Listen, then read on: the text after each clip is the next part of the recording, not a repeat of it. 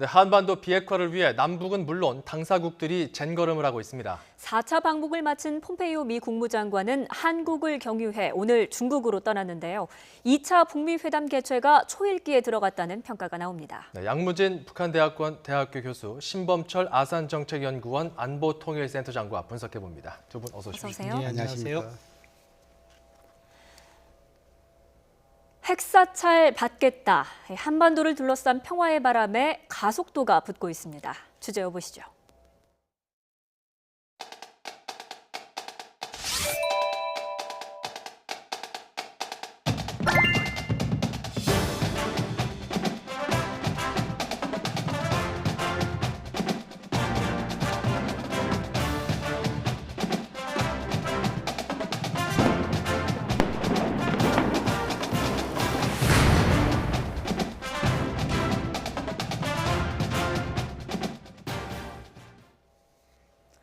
네, 김정은 위원장이 폼페이오 국무장관과 총 5시간 30분을 접견했습니다. 지난 3차 방북 때는 빈손 방북이라는 논란이 많았는데 이번에는 좀 달라진 모습이에요. 이 협상이라는 것은 서로 원하는 것을 주고받으면서 입장 차이를 좁혀가는 과정이잖아요. 그렇다면 빈손으로 들어가면 빈손으로 나온다. 이것이 지난 3차 방북의 견이죠. 이번 4차 방북에 있어서는 김정은 위원장과 폼페이오 장관 사이에 5시간 30분 동안 만났다. 긴 시간이죠. 네. 그렇다면 여기서 아주 상당한 좋은 대화였고 또 거기에 대해서 중대한 진전을 했죠. 그렇다면 아마 빈손으로 들어가지 않고 여러 가지 해법을 들고 가서 그 해법 속에서 합점을 찾았다. 그러한 하나의 교훈이 이번 4차 방북에 있어서 중요한 점 아닌가 생각됩니다. 예, 총 5시간 30분 만났다. 일단 뭐 2시간을 오전에 만났고요. 제가 좀 일정별로 시간별로 좀 정리해 봤는데 점심시간은 또 1시간 30분가량 함께 했다고 합니다. 그리고 오후에 또 이어지는 2시간의 접견이 있었고요. 현지에서 여러 가지 정보들과 그리고 보도들을 바탕으로 청와대에서 이런 발표를 했습니다. 김정은 위원장이 폼페이오 장관과의 만남에 무게를 뒀다. 시간을 충분히 할애했고 성의를 다한 것이다. 이렇게 좀 평가를 했습니다. 지금 이제 4차 폼페이오 방북에 대해서는 이렇게 북한이 나왔다는 것, 어느 정도 북미 간의 비핵화 협상 관련해서 조율이 이루어졌다. 이 정도로 봐도 될까요? 조율이 다 이루어진 것 같진 않아요. 그렇지만 전반적으로 미국이나 북측에서 나오는 반응을 종합해 보면 서로 할 말은 다 했다. 그리고 구체적인 대안까지도 논의를 했다. 다만 합의 부분에 있어서는 아직 그러니까 지난번에 이야기가 됐던 미국의 종전선언을 제공하면 북측에서 영변 핵시설에 대한 신고 검증 이 부분에 있어서의 합의는 아직 이루어지지 않았다. 그렇기 때문에 그 부분을 발표하지 않고 그 첫 출발 단계로서 다시 풍계리 핵실험장 폐기에 있어서 그때는 단지 기자단만 이렇게 가서 참관을 한 거죠. 폭파하는 장면을 보게만 했는데 예. 이번에는 사찰단을 초청을 해서 근데 다만 사찰 활동이 어느 정도 될지는 아직 물음표이지만 적어도 풍계리 핵실험장이 완전히 불가역적으로 이렇게 폐기되었다는 것은 사찰단이 확인할 수 있게 북한에서 그 부분을 허용했다. 일종의 실질적인 비핵화 조치로서의 첫 출발은 한다는 점에서는 의미가 있다. 그렇게 평가합니다. 예. 네. 핵실험장 해체를 확인할 사찰단을 초청한다. 그런데 여기에 플러스 알파, 어디까지 구체적 합의가 이루어졌을지 이게 또 관심 아니겠습니까? 그런데 지금 이제 폼페이오 장관이 김정은 위원장을 만나고 난 뒤에 일종의 품평이랄까요? 스스로의 평가, 중대한 진전을 했잖아요. 그 네. 중대한 진전이라는 것은 핵심적으로 국제사회가 지금 이제 바라고 있는 비핵화에 대한 중대한 진전 아니겠습니까? 라고 한다면은 플러스 알파와 관련해가지고 아마 북한 입장에서는 종전선언과 대북 제재 해제, 더 나아간다면은 북미 연락 사무소 개설할까요? 이 정도까지 이야기됐을 걸 보여주고 또 미국 입장에서 알박하면은 핵 신고 사찰 검증 플러스 미국 국민들이 가장 우려하고 있는 ICBM에 대해서 일부 해체와 일부 이전 이런 부분에 대해서 나름대로 합의 서명은 안 했지만도 접점을 찾은 것이 아니겠냐 저는 그렇게 분석합니다. 예, 그 사찰단 방문하는 이 내용에 대해서는 중국으로 이제 폼페이오 장관이 떠나기 전에 발표한 내용인데요. 기자들에게 이야기한 내용인데 저희가 좀 그 준비한 그래픽을 좀 보여드리면 예전에 그러니까 평양에서 우리 남북 정상회담이 이제 이루어졌을 때 직후에 트럼프 대통령이 트위터로 핵살차를 허용하는데 합의했다.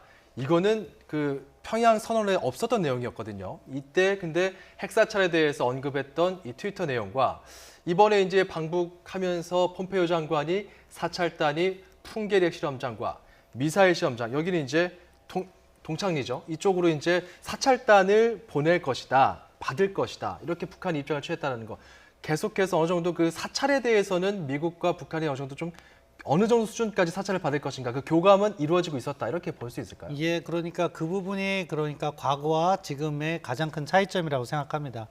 그러니까 폼페이오 장관의 3차 방북에서는 별다른 성과를 얻어내지 못했지만 그 지난 두세 달의 과정 동안에 미국은 계속해서 강조했던 것이 VMAT라고 해서 Verification, 검증을 요구했잖아요. 예. 그 부분에 있어서 북한이 수용한 것이 사찰단의 일부 수용인 것 같아요.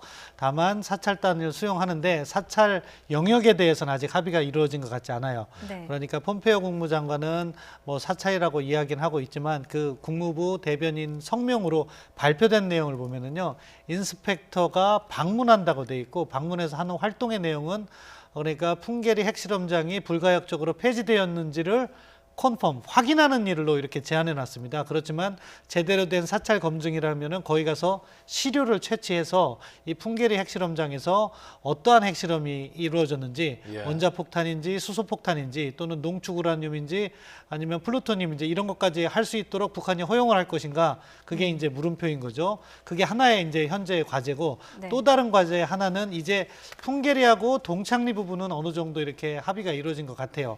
그 부분은 또 다른 쪽에서 비판의 시각을 보면 그렇게 중요하지 않지 않냐 이렇게 얘기하는데 저는 동창리는 몰라도 풍계리는 중요하다고 생각합니다. 이유가 네. 있을까요? 예, 왜냐하면은 풍계리를 갖다가 제대로 사찰하면 북한이 어떠한 핵실험을 했는지를 파악할 수 있거든요. 동창리 미사일 기지 같은 경우에는 단순 시설이기 때문에 거기에서 그러니까 핵 개발의 그러한 지문을 찾기가 쉽지 않아요. 근데 이제 가장 중요한 것은 다음 단계인 영변 핵시설인데 과연 영변 핵시설에 대한 사찰에 동의가 되었느냐? 양 교수님께서는 약간 긍정적인 말씀하셨는데 만약에 동의가 되었으면 저는 이번에 트럼프 대통령과 김정은 위원장의 정상회담이 발표가 됐을 거라고 봐요. 그 정도면은 미국도 충분히 선거 전에 내가 이 많은 걸 이뤘다 이렇게 홍보할 수가 있거든요. 예. 그런데 5월 달에 폼페이오 장관이 방북한 다음 날 5월 11일인가요? 그때 트럼프 대통령이 트위터를 했어요. 뭐라고 했냐면 6월 12일 싱가포르에서 정상회담을 한다. 이렇게 바로 폼페이오 장관 방북 직후 발표를 했는데 이번에는 트럼프 대통령이 그 정도 수준으로 발표하지 않았고 북측이나 미국에서 이야기하는 것처럼 정상회담을 위한 실무 협의를 하겠다. 이야기를 한 거는 아직 정상회담이 합의되지 않았다. 그 점에 있어서는 가장 관건이라고 할 수 있는 영변 핵시설의 신고 검증 부분은 아직 약간의 쟁점이 있나 보다 이렇게 평가할 수 있겠습니다. 예. 네, 과연 이번 사찰단 초청이 전반적인 북핵 능력의 검증으로 이어질지는 좀 지켜봐야 한다라는 말씀이시고요. 그런가 하면 폼페이오 장관이 미국이 취할 상응 조치에 대해서도 논의가 있었다 이렇게 밝혔는데 그 상응 조치라는 게 어떤 걸까요? 미국이 취할 상응 조치에 대해서는 문재인 대통령이 김정은 위원장을 만난 이후에 일출 몇 가지 사례에 대해 설명을 했지요. 종전선언이라든지 또 대북 제재 해제라든지 사회문화 교류라든지 또 낮은 단계의 수교를 할 수 있는 일종의 연락사무소 설치라든지 이런 부분이 있었겠죠. 뭐 이런 부분이 있어가지고 하나 정도가 상조치 될 수 있고 또 두 개, 세 개가 연달아 될 수 있고 이것은 그러한 사례의 범주석에 상조치가 들어가 있다 이렇게 보여지고 하나만 좀 제가 우리 신 박사님하고 좀 달리하는 이야기가 뭐냐면 네. 전자에 이 평양 남북 정상 간 회담이 있어가지고 동창리 이런 부분에 대해서 일종의 이 국제적인 전문가들 관람 이런 부분이 있어서 얘기인데 이 관람에 대해서 용어가 뭐냐 이에 대해서 이제 우리 이 신 박사님의 경우에는 상당히 소극적인 해석을 했죠. 단순히 우리가 어디에 영화 관람한다, 어디에 뭐 사적지 관람한다 이런 식의 관람이 있고 곧이어 가지고 미국에서 뭐랬습니까? 이것이 사찰 검증이라는 표현을 썼잖아요. 예. 또 그리고 문재인 대통령이 직접 설명을 했잖아요. 이것은 뭡니까? 사찰 검증 플러스 불가역적인 것이 갈 수 있다 이렇게 얘기했잖아요. 그럼 이러한 부분에 대해서는 적어도 전문가들 같으면 어느 정도 의심은 해야 되지만 이러한 직접 정상회담 가져온 사람 또 본인이 할 수 있는 미국이 이렇게 얘기하면 어느 정도 신뢰할 수 있는 부분이 아니겠냐, 저는 그렇게 생각합니다. 네. 이번에 폼페이오 장관과 김정은 위원장 만날 때 옆에 김여정 부부장도 같이 했다고 합니다. 뭐 특별한 의미가 있을까요? 그러니까 김여정 부부장의 위상이 갈수록 높아지는 거죠. 이번과 같은 경우에는 주로 북한 측에서는 김정은 위원장이 이야기를 한 것이고, 김정은 위원장이 이제 사안에 대해서 잘 파악하고 있기 때문에 조력자로서 김영철 부위원장이 필요가 없다는 측면도 있고, 다른 한편으로는 비서실장으로서 김여정 부부장의 위상이 그만큼 확고해졌다, 그런 측면이 하나가 있고요. 다른 측면으로서는 사실 8월 말에 폼페이오 장관이 방북이 예정돼 있었는데, 그때 김영철 부위원장의 편지, 그러니까 뭐 준비된 게 없으면 오지 마라, 일종의 약간의 모욕적인 편지를 받고 트럼프 대통령이 그 방북을 중단시켰기 때문에 예. 그런 불편함을 예방해주는 차원에서 어떻게 보면 일종의 폼페이오 국무장관에 대한 배려 차원에서 김여정 부부장이 배석을 한 것으로 평가합니다. 예. 네, 또 다른 차원에서는 김정은 위원장이 북미 협상을 직접 챙겨보겠다라는 특단의 카드다, 이런 해석도 있더라고요. 어떻게 보십니까? 그래서 이제 이 배석자와 관련해 가지고 저도 이제 이 그만큼 김정은 위원장이 여동생 김여정 제1부부장을 신뢰한다, 믿음 간다, 뭐 이런 부분에 대해서는 저는 우리 그 신 박사님의 말씀에 전혀 동의한다, 이렇게 보이고. 근데 우리가 지난 그 9월 평양에서의 남북 정상회담에서의 일좀 약간 되돌아 할 필요가 있어요. 그 당시에도 보면은 정상 간의 합의서 채택하기 바로 전에 김정은 위원장이 우리 측의 서훈 국정원장만 배석신 상태에서 단독으로 만났지요. 예. 이런 거 볼 때 그만큼 김정은 위원장이 속내를 좀 이야기하고 싶은 이것이 아주 깝깝함이랄까, 이거 있지 않겠어요? 혹시나 예를 들어가지고 대화에 있어가지고 비핵화에 대해서 너무 상세히 이야기하고 또 그에 대해서 제재에 대해서 좀 풀어달라 하면은 참모들이 보기에는 일종의 뭡니까? 저 자식 이렇게도 생각할 수 있지 않겠습니까? 예. 그런 것을 좀 뭐랄까 배제하기 위해 가지고 단독, 다시 말해서 김여정만 대통령 상태에서 만날 수 있다 보여지고, 그다음 지금 이제 김정은 위원장이 초미의 관심사, 전 세계의 관심사에 있어가지고 제2차 북미 정상회담은 확고한 예. 의지, 확신을 주는 답을 내놓겠다. 이것은 결국 뭡니까? 방금 제가 이야기했잖아요.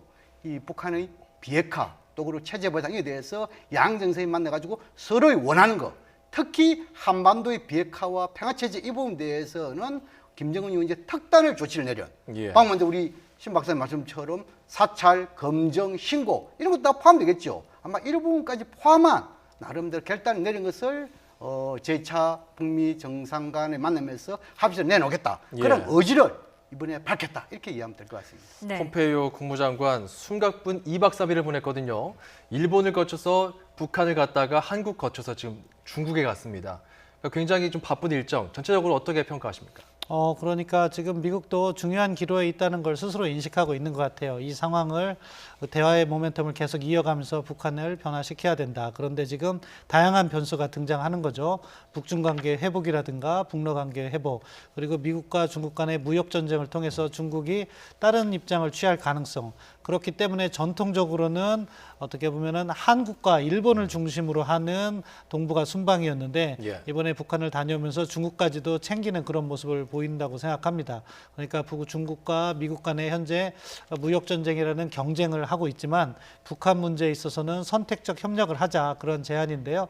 미국으로서는 어떻게 보면 북한에 대한 압박을 유지하면서 북한의 변화를 견인한다는 그러한 전략을 계속해서 추진하는 것이고, 반대로 북한 측면에서도 나름대로 자신들의 외교적 배후지를 갖다가 확보하기 위해서 중국과 러시아의 긴밀한 협력, 그러니까 참 이것이 어떻게 보면 외교 현장의 현실인 것 같습니다. 웃으면서 대화를 하지만 그 밑에선 보다 유리한 여건을 조성하기 위해서 발빠르게 움직이는 모습을 미국과 북한 모두 보여주고 있다고 생각합니다. 네. 네, 그런데 기껏 중국을 찾았는데 분위기는 그다지 좋지가 않았습니다. 미중 외교장관 사이에서 아주 분위기가 싸늘했다고 하는데, 또 왕이 부장이 폼페이오 장관 전면에서 이런 이야기를 했다고 합니다. 미국이 잘못된 행위를 즉시 멈추기를 바란다. 참 분위기가 그다지 좋지는 않았던 것 같습니다. 갈등의 미중 관계 현주소를 보여준다. 특히 미중 간의 무역 갈등이 상당히 심화되고 있구나 보여지겠죠. 근데 지금 폼페이오 장관이 이번에 왕이 장관과 또 특히 뭡니까? 양채석 이 정치국은 만났잖아요. 여기서 만나봤을 때 아마 당근과 채찍 두 가지 병행적으로 이야기했다, 저는 그걸 봅니다. 당근적인 측면에서는 한반도 비핵화되면은 중국과 함께 평화 협정을 위해서 노력하자, 이러한 당근의 이야기 있었고 예. 또 한편으로는 북한이 완전히 비핵화되기까지 대북 압박 제재에 중국하고 공조하자 이런 채찍도 던졌다. 저는 그렇게 분석을 합니다. 예.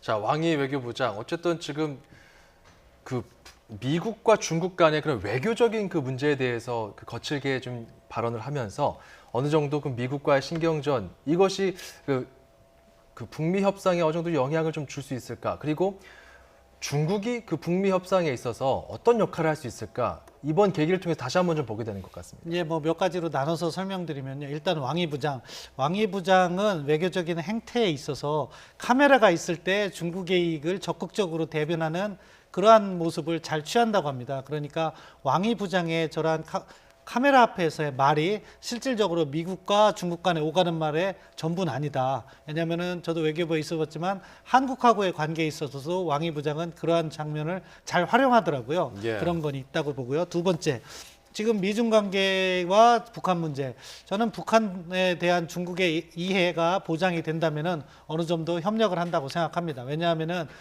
북한 편을 들기엔 중국도 자국의 이해란 게 있는 거죠. 중국은 무엇이냐? 중국은 NPT, 그러니까 핵무기 비확산 조약상의 핵무기 합법적인 보유국입니다. 예. 따라서 다른 나라들이 이 틀을 깨고 핵무기를 개발하는 걸 원치 않는 거죠. 그럼에도 불구하고 전통적으로 한반도 문제에 있어서 중국의 기존 입장은 북한 체제의 안정이라는 것이 있기 때문에 이 문제를 조심스럽게 다루는 건데 미국이 중국의 전략적 이익, 그러니까 그러한 이유에서 이제 평화협정 이야기를 꺼냈다고 보는데 예. 나중에 한반도 문제를 풀어감에 있어서 중국의 이익을 보장해주겠다는 그러한 메시지를 폼페이오 국무장관이 던진 만큼 중국도 여러 가지 불편함은 있지만 북한 문제에 어느 정도는 협력한다.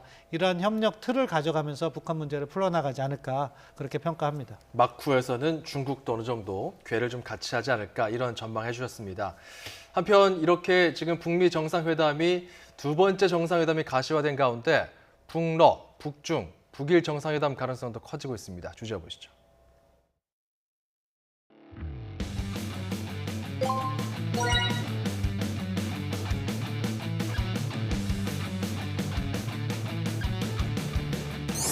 이번 폼페이오 장관의 방북으로 2차 북미 정상회담이 조기에 열릴 수 있는 분위기와 여건이 조성되었습니다.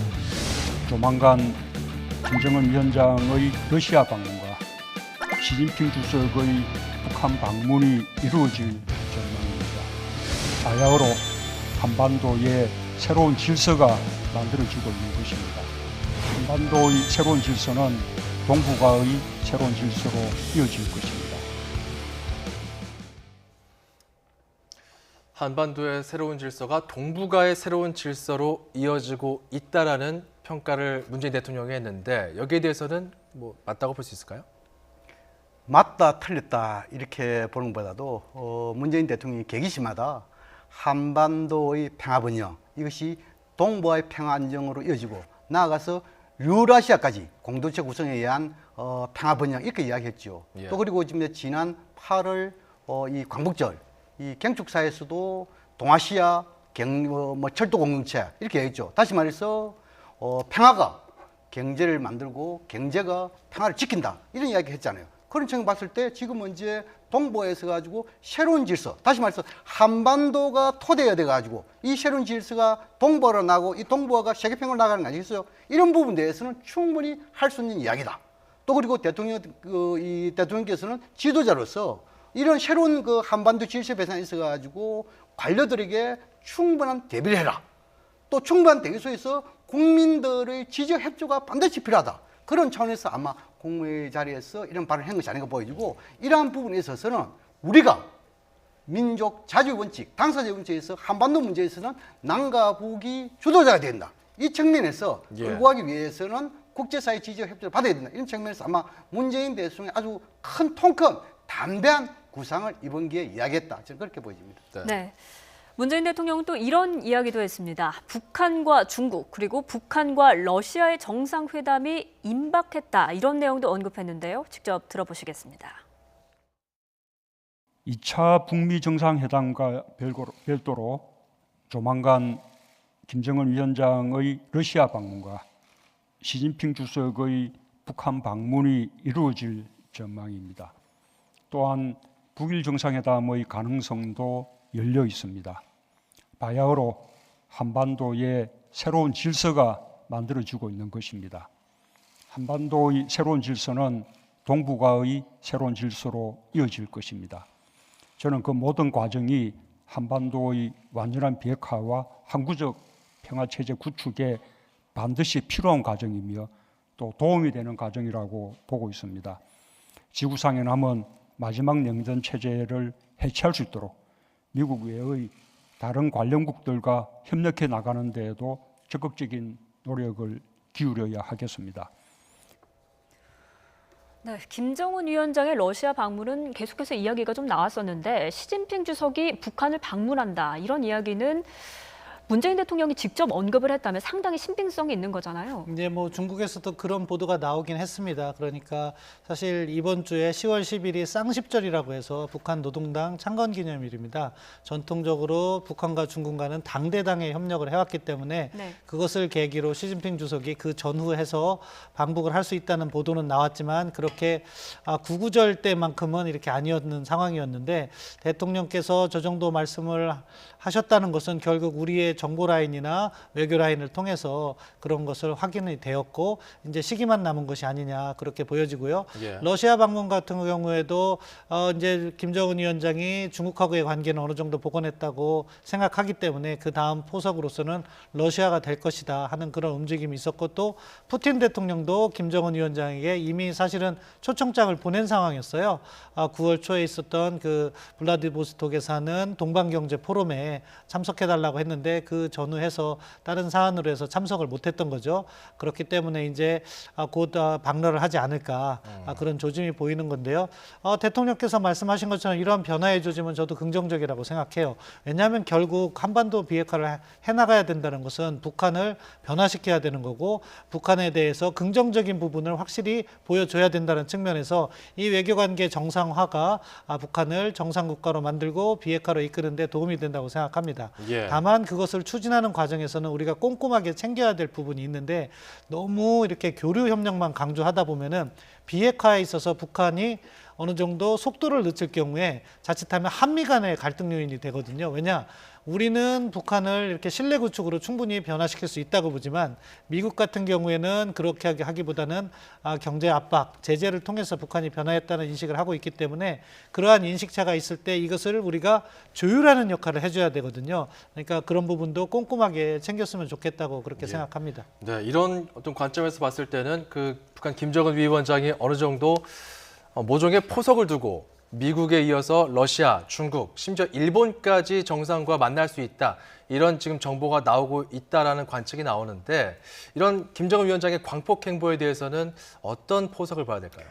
저한테 조금 시간 준다면은 지금 이제 그 남북의 교류 협력 이 부분에 대해서 좀 이제 심박적 우려를 했는데 이 부분에 대해서는 그 충분하게 한미 간을 조율하고 있고 또 이 교류 협력이라는 것은 제재의 틀을 훼손하지 않는 범위에서 한다는 것이 계기시마다 정부가 이야기를 했고 그런 측면에서 봤을 때 오히려 이것은 북한의 비핵화를 촉진하는 하나의 분위기 조성으로서 이 교류 협력은 반드시 필요하다. 그리고 그다음 이제 문재인 대통령이 지금 그러니까 제가 담대한 구상을 이야기했는데 예. 한반도의 새 질서, 동북아의 새 질서 이 구상 이것은 뭐냐니까 그냥 나온 이야기가 아니고 과거 유럽에서의 사례를 그대로 들으면서 이야기한 겁니다. 예. 다시 말하면 50년도에 동서특강이 있어가지고 철도, 석탄, 공동체 이성 아닙니까? 이것이 발전돼가지고 80년 말, 90년대 초에 뭡니까? 이시라는 것이 나왔지요. 유럽 공동체라는 게 발전된 거 아닙니까? 이것이 뭡니까? 결국은 유럽 통합을 갖지요.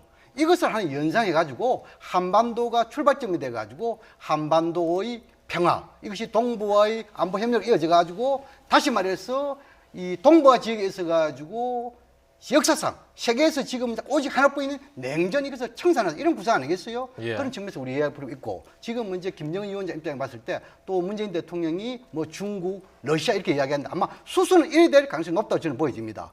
첫 번째는 뭐냐 하면은 북러 정상회담이 블라디보스토크에서 가장 먼저 할 것이고 그 다음에 아마 이 북러 간이 제일 먼저하고 그 다음에 이제 북미 간이 되지 않겠느냐. 예. 이 북미 간의 정상회담을 어느 정도 보고 난 뒤에 북중 간이 되고 그 다음에 남북이 되고 또 남북 미중 4자가 되고 아마 북일 정상회담은 내년으로 넘어가지 않겠냐. 이런 점을 봤을 때 앞으로 2개월 반 이것이 한반도에서 정상 간의 만남에서 상당히 외교적으로 중요한 계기점이 될 것이다. 저는 그것을 좀 강조하고 싶어요. 예. 네, 아무래도 가장 큰 관심은 북미 정상회담이 언제 열릴 것인가 이거 아니겠습니까?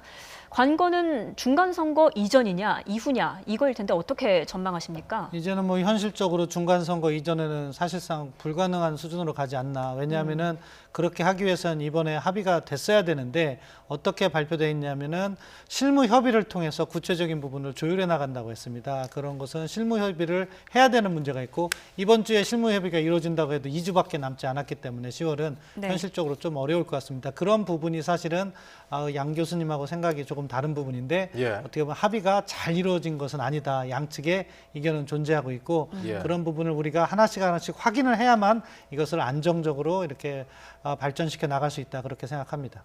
예. 간단하게 그 일정을 좀 보고 좀 마무리하죠. 두 분께서는 어떤 일정을 좀 눈여겨 보시는지 한반도 이 비핵화를 둘러싼 주요 일정들이 있습니다. 일단 폼페이오 장관 중국을 방문했고요. 쌍십절이 이제 곧 내일 모레입니다. 이후에는 이제 말씀하셨던 김정은 위원장이 아마 러시아에 방문할 것 같다 이런 얘기가 있고 시점은 아마 그 방북 시진핑 주석의 방북과는 좀 확인해 봐야 될 것 같고요. 이후에는 중간 선거가 있고 김정은 위원장의 한국 방문도 연내에 추진되고 있습니다. 가장 주목되는 걸 하나만 꼽자면 어떤 게 있을까요? 지금 저기에는 지금 안 나오는데 북미 정상회담, 제2차 북미 정상회담 제일 중요한 부분 아닙니까? 이것이 지금 먼저 한반도의 비핵화, 평화체제, 관계 정상 시금석이 되는 계기점 아니겠어요? 아마 그런 측면에서 이것이 11월 6일 미국의 중간선거 이전에 하느냐, 이후에 하느냐 이런 부분에 대해서 우리의 관전 포인트다. 저는 그렇게 생각합니다. 알겠습니다.